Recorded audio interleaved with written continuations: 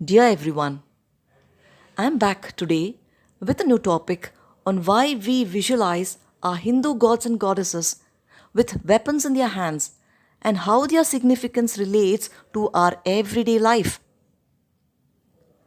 Actually, from childhood, we have been propitiated with such a dictum that our Hindu culture's root belief is non violence or ahimsa. Now, such being our rich culture, then the next big question arises that if our gods are the embodiments of peace and non-violence, then why are they equipped with weapons in their hands?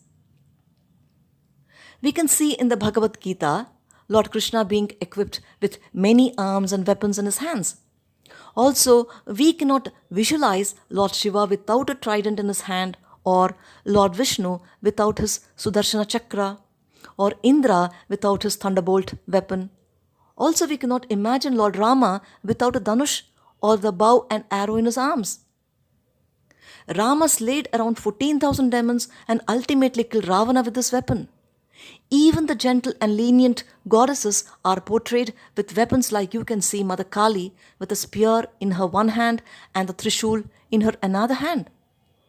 Now, the mystery is when the Devatas themselves are all powerful, are very tender and cool, and immensely lovable, then why do they hold such bewildering array of weapons in their hands? Actually, weapons shown in the iconography of Devatas, they represent some symbolic meanings in them, like as to destroy one's ego, like as to destroy one's lust or greed or anger, and so on.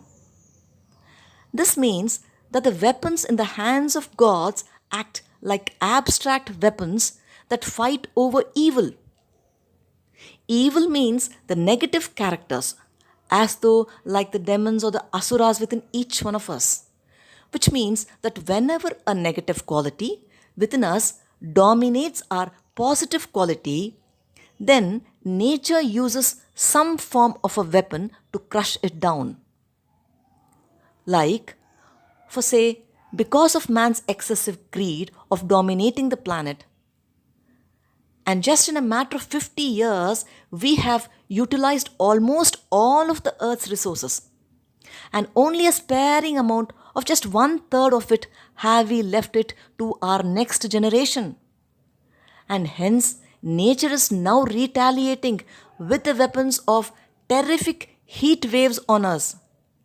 And see the torrential downpours, like the rains that we are facing them currently, or the storms on us, the tornadoes, like the loss of glaciers and whatnot. All because of our immense greed. And this is anyway the larger aspect of life. Now, even in our day to day lives, any negative dominance is always destructive. Whether it is anger, whether it is lust, whether it is greed or ego, anything which exceeds its limits is always destructive. Now, if you use such destructive weapons on others, will it not be a harassment to them? Imagine if such weapons were in the hands of negative elements, like those with the asuras, then isn't it not life destructing? When weapons are in the wrong hands, then they are meant to torment the innocents. When a public savior, like the policeman, holds a gun in his hand, then he sure can be called as a life protector.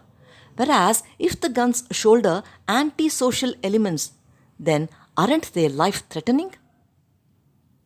Now, the purpose of this topic is, according to our culture, like our culture says, if you are well aware that you are walking on the path of righteousness, then why don't you walk with a weapon of your kind in your hand? When our culture says weapons, it doesn't mean to hold guns or knives. Anything can be a weapon, just like a writer's pen, which is itself a mighty weapon. So as a good orator can use his words as a weapon. Even position is used like a weapon these days. A right position to the right person is profitable to the society. isn't it not? We can ensure that a country is in safe hands only when that country's positions of power are in the right hands. So anything can be a weapon. Even sound utilized rightly can act as a weapon. Sound in the sense like snakes hissing at their predators or dogs barking at attackers just to protect themselves. And your sound can be a right form of anger, a right form of thought, a right form of word, or even a deed. Though anger has a negative reputation, but when it is used in a positive manner, it adds many benefits to human conditions. In fact, every emotion is appropriate in certain circumstances. Like certain levels of stress and anxiety do help us to perform much better, to push up to higher levels. Likewise, mild to moderate anger can help us to positively move forward. And when you do use such weapons at certain circumstances and without attacking others, but only to protect yourself, then this shows that your emotions are harmless and you are under your control. And that you are a righteous person to use the right weapon at the right time. You can at least use them to protect yourself. Because anyway, all around you, only wrong people are holding weapons in their hands. If not to hammer others with your weapon, you at least must shield yourself with it to protect yourself. If you don't shield yourself with an armor, then beware, even your goodness will be crushed down by others. Because the more good you are, the more noble or the more humble or the more righteous you are, the more you will be targeted and tormented by others. Your weapon need not fight with others' weapons. At least, armor yourself so that others find it difficult to knock you down. A positive attitude is one such mighty weapon. Your right attitude is all enough to silence others' wrong attitude.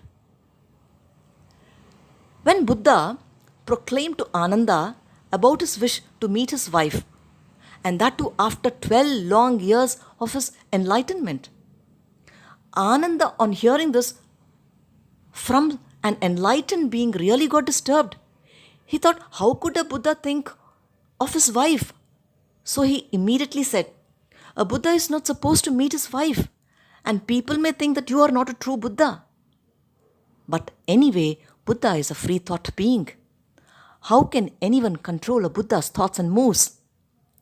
Buddha, anyhow, met his wife and expressed his gratitude to her and apologized for not informing her for silently escaping away from her one night. Now, if you don't have the right attitude within you, then however righteous you are, still your decisions will be governed by someone else, because even others' thoughts act as powerful weapons on you. And in fact, thoughts are more mightier than any dangerous missile. So use your positive attitude as an armor to protect yourself from outside negative intruders. Everybody can't be the right owner of a weapon. A knife can be used to operate someone, and as well it can be used to pierce someone. And the former will be life-redeeming and the later life-threatening, isn't it? Positive attitude is life-redeeming and negative attitude is life-destructing. And thank you for now. And thank you for listening.